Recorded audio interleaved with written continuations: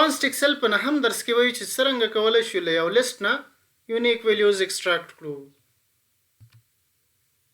دا ما سره غیر منظم ټیبولر لیست ده. زه غواړم چې د پروینس کالم نه یونیک ویلیوز راواخلم. نو په دې سیل کې که زه ورته وایم چې مساوي د انډیکس فنکشن راواخلم.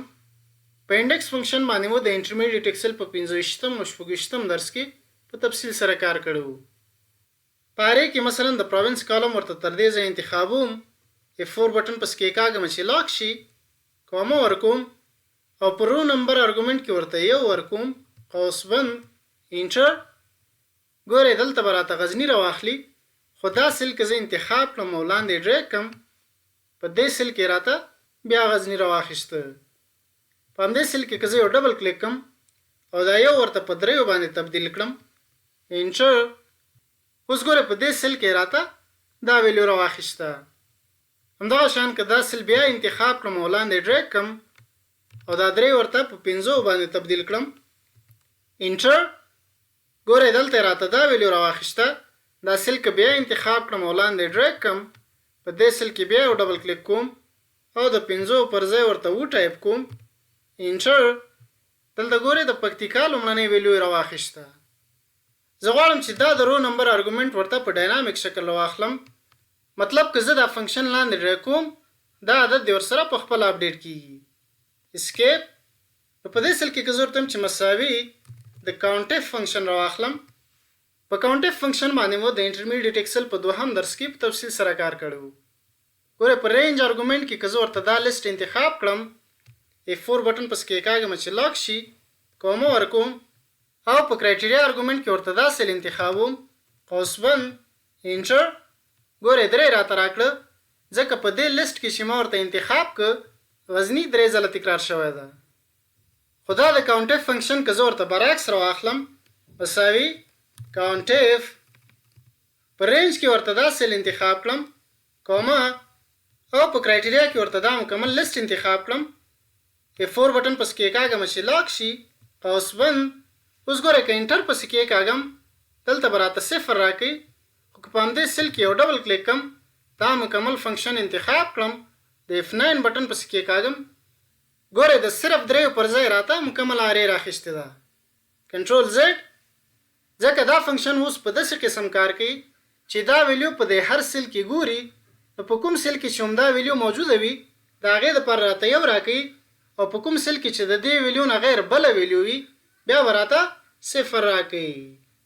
خو زه غواړم چې د دې لومړنۍ ویلیو دپاره د راته مکمل صفرونه راکړي، ځکه زه غواړم چې وروسته د همغه 0 په بنا باندې دا مکملې ویلیوز لوکاپ کړم. نو د غزني پر ځای ورته دا سیل انتخابوم. ګورئ دا ویلیو په دې مکمل لیست کې هیڅ شتون نه لري. اوس که دا فنکشن مکمل انتخاب کړم، د F9 بټن پسې کې کاږم، ګورئ مکمل به یې راته صفرونه راخیستي. کنټرول زد. د دې کاونټ فنکشن نه مخکې ورته د میچ فنکشن لګوم. په میچ فنکشن باندې مو د انټرمیډیټ ایکسل په 15 او 26 درس کې په تفصیل سره کار کړو. په لوکاپ ویلیو کې ورته 0 راخلم، کومه د لوکاپ ارې دپاره به همدا د کاونټف فنکشن شي، په اخره کې ورته بیا یو کومه ورکوم او په میچ ټایپ کې د ایگزیکټ میچ دپاره 0 راخلم، قوس بند. اوس ګورئ که انټر پسې کې کاږم، دلته به راته د NA ایرر راکوي، ځکه د کاونټف فنکشن په کرایټیریا ارګومنټ کې په دغه قسم باندې اریز نه قبلوي. نو د دې دپاره چې صحیح نتیجه راته راکړي، د صرف انټر پر ځای د کنټرول شفټ او انټر بټن کې کاږم، ګورئ دلته به راته یو راکړي. او که وغواړو چې د کنټرول شفټ انټر نه غیر د صرف انټر سره د کار وکړي، په همدې سیل کې یو ډبل کلیک کوم، د کاونټف فنکشن نه مخکې ورته د انډیکس فنکشن راخلم، ځکه د انډیکس فنکشن اریز په ډېرې اسانۍ سره هینډل کولی شي. په اخره کې ورته یو کومه ورکوم، ځکه د انډیکس فنکشن رو نمبر ارګومنټ هم کمپلسري ارګومنټ ده، قوس بند.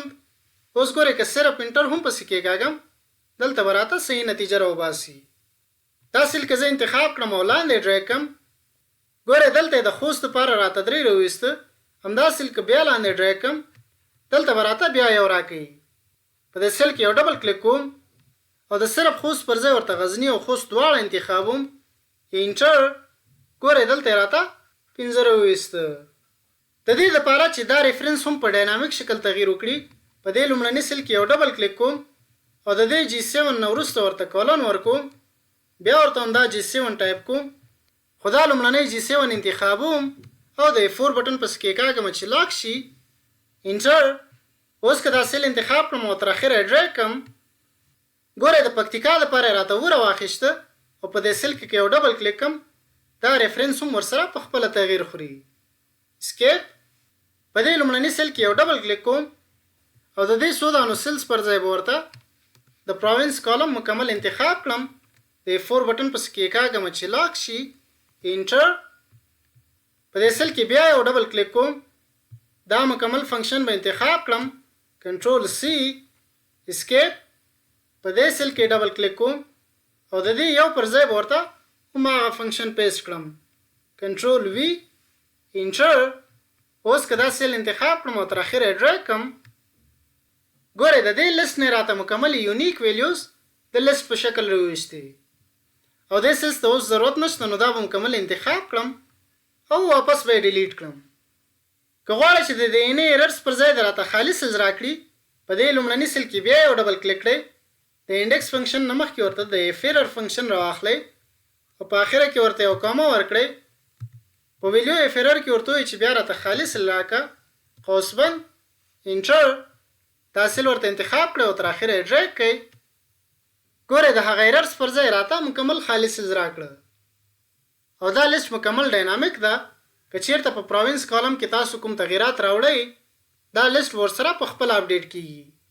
مثلا که د دې پکتیا پر ځای زه ورته کابل راواخلم، انټر. ګورئ دلته به راته د کابل ویلیو په اتومات شکل راخلي، کنټرول Z. خو که د دې لیست په اخر کې کومه ویلیو ورته زیاتوئ، هغه به په اتومات شکل نه راخلي.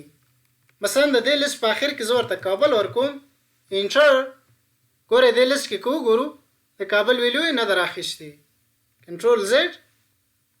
که غواړئ چې په اخره کې نوې ویلیوز دې هم په اتومات شکل راواخلي، دا ټیبل ورته مکمل انتخاب کړئ، انزرټ یې باندې کلیک کړئ، ټیبل یا کنټرول او T شارټکټ ته اوکې. ګورئ هغه لیست یې راته په رسمي ټیبل باندې تبدیل کړ. که وغواړم چې وختنی فارمیټ ته راته واپس راکړي، په دې لاندنۍ ایرو باندې وکلیک کړم، کلیر. ګورئ خپل وختنی فارمیټ یې راته واپس راکړه. اوس که د دې لیست په اخر کې کومه ویلیو ورته زیاتوم، مثلا کابل بګرامي، انټر. په دې لیست کې که وګورو د کابل ویلیو به په اتومات شکل راخیستي. په اخره کې د دې یونیک لیست نه یو ډراپ ډاون راخلم، دا سیل به انتخاب کړم، ډیټا ټیب باندې کلیک کوم، ډیټا ولیډیشن. په ډیټا ولیډیشن باندې مو د ایکسل بیسکس په 8 او 9 درس کې په تفصیل سره کار کړو. دا یعنې ویلیو پر ځای به ورته لیست انتخاب کړم، په سورس کې به ورته دا مکمل لیست انتخاب کړم، واپس په دې ایرو باندې کلیک کوم، اوکې.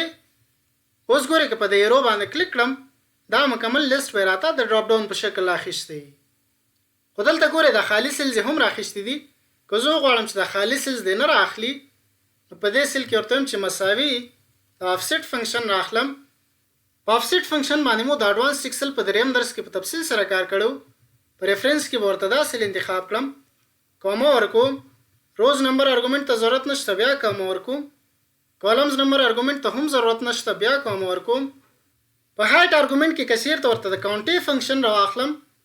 په کاونټي فنکشن باندې مو د انټرمیډیټ ایکسل په 2 درس کې په تفصیل سره کار کړو او دا مکمل لیست ورته انتخاب کړم، F4 قوس بند کاما او په ویت ارګومنټ کې ورته یو ورکوم، ځکه دا مکمل ډیټا ما سره په یو کالم کې ده، قوس بند. دا ګورئ که زه انټر کړم، دلته به راته همدا د غزني ویلیو راکوي.